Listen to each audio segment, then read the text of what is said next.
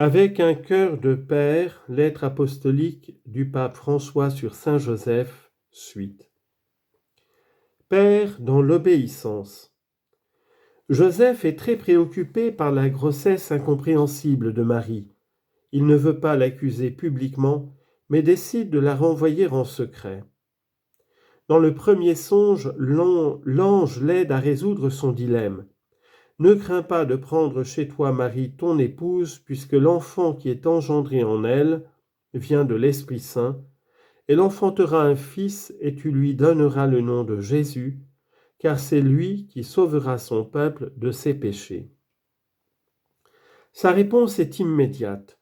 Quand Joseph se réveilla, il fit ce que l'ange du Seigneur lui avait prescrit. Grâce à l'obéissance, il surmonte son drame et il sauve Marie. Dans le deuxième songe, l'ange demande à Joseph : « Lève-toi, prends l'enfant et sa mère et fuis en Égypte. Reste là-bas jusqu'à ce que je t'avertisse, car Hérode va rechercher l'enfant pour le faire périr. » Joseph n'hésite pas à obéir sans se poser de questions concernant les difficultés qu'il devra rencontrer. Il se leva dans la nuit, il prit l'enfant et sa mère et se retira en Égypte, où il resta jusqu'à la mort d'Hérode. En Égypte, Joseph, avec confiance et patience, attend l'avis promis par l'ange pour retourner dans son pays. Le messager divin, dans un troisième songe, juste après l'avoir informé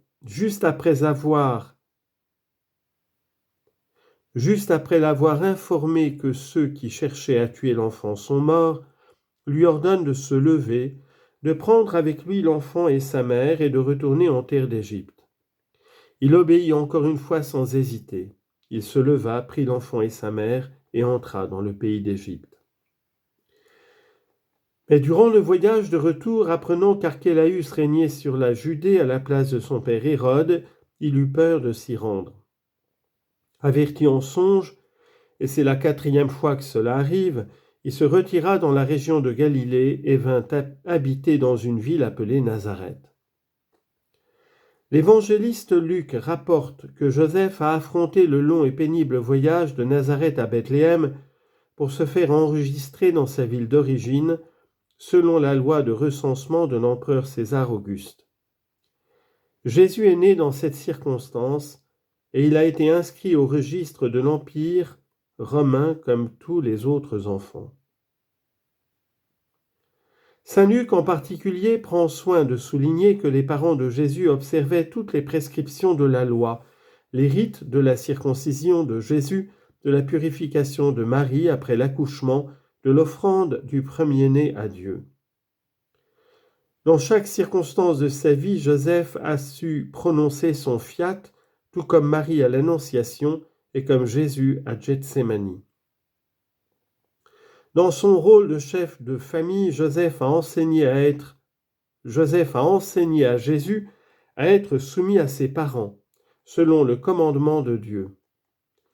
Dans la vie cachée de Nazareth, Jésus a appris à faire la volonté du Père à l'école de Joseph. Cette volonté est devenue sa nourriture quotidienne. Jean chapitre 4, verset 34. Même au moment le plus difficile de sa vie, à Gethsémani, il préfère accomplir la volonté du Père plutôt que la sienne, et il se fait obéissant jusqu'à la mort de la croix. C'est pourquoi l'auteur de la lettre aux Hébreux conclut que Jésus apprit par ses souffrances l'obéissance. Hébreux chapitre 5, verset 8. Il résulte de tous ces événements que Joseph a été appelé par Dieu à servir directement la personne et la mission de Jésus en exerçant sa paternité. C'est bien de cette manière qu'il coopère dans la plénitude du temps au plus grand mystère de la rédemption et qu'il est véritablement ministre du salut. Père dans l'accueil. Quatrièmement, Père dans l'accueil. Joseph accueille Marie sans fixer de conditions préalables. Il se fie aux paroles de l'ange. La noblesse de son cœur lui fait subordonner à la charité ce qu'il a appris de la loi. Et aujourd'hui, en ce monde où la violence psychologique, verbale et physique envers la femme est patente, Joseph se présente comme une figure d'homme respectueux, délicat, qui sans même avoir l'information complète, opte pour la renommée, la dignité et la vie de Marie. Et dans son doute sur la meilleure façon de procéder, Dieu l'aide à choisir en éclairant son jugement. Bien des fois, des événements dont nous ne comprenons pas la signification surviennent dans notre vie. Notre première réaction est très souvent celle de la déception et de la révolte. Joseph laisse de côté ses raisonnements pour faire place à ce qui arrive, et aussi mystérieux que cela puisse paraître à ses yeux, il l'accueille, en assume la responsabilité et se réconcilie avec sa propre histoire. Si nous ne nous réconcilions pas avec notre histoire, nous ne réussirons pas à faire le pas suivant parce que nous resterons toujours otages de nos attentes et des déceptions qui en découlent. La vie spirituelle que Joseph nous montre n'est pas un chemin qui explique, mais un chemin qui accueille. C'est seulement à partir de cet accueil, de cette réconciliation, qu'on peut aussi entrevoir une histoire plus grande, un sens plus profond. Semblent résonner les ardentes paroles de Job, qui, à l'invitation de sa femme à se révolter pour tout le mal qui lui arrive, répond « Si nous accueillons le bonheur comme venant de Dieu, comment ne pas accueillir même le malheur ?» Joseph n'est pas un homme passivement résigné. Il est fortement et courageusement engagé. L'accueil est un moyen par lequel le don de force qui nous vient du Saint-Esprit se manifeste dans notre vie. Seul le Seigneur peut nous donner la force d'accueillir la vie telle qu'elle est, de faire aussi place à cette partie contradictoire, inattendue, décevante de l'existence.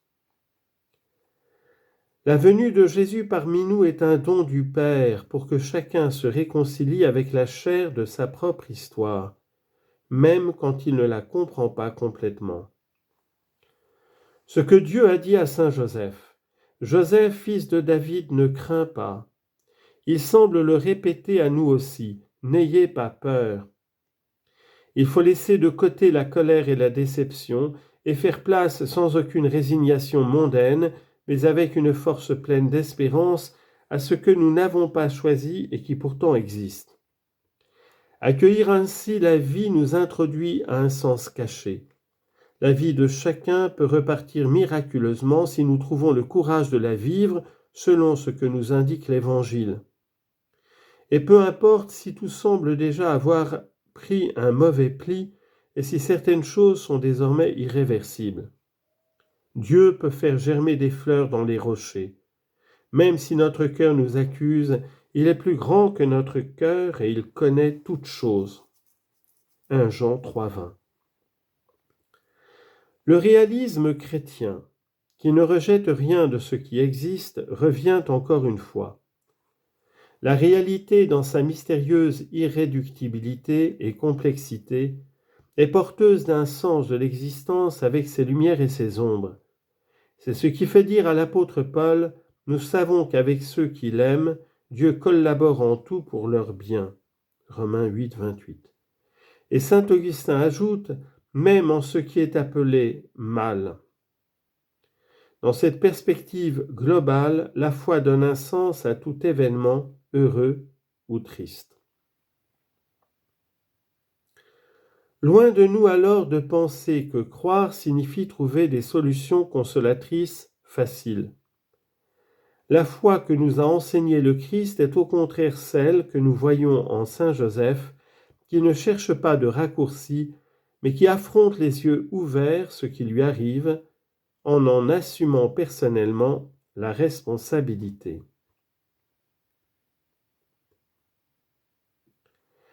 L'accueil de Joseph nous invite à accueillir les autres sans exclusion, tels qu'ils sont, avec une prédilection pour les faibles, parce que Dieu choisit ce qui est faible. 1 Corinthiens 1, 27. Il est le père des orphelins, le justicier des veuves. Psaume 68, verset 6. Et il commande d'aimer l'étranger. Je veux imaginer que pour la parabole du Fils prodigue et du Père miséricordieux, Jésus se soit inspiré des comportements de Joseph.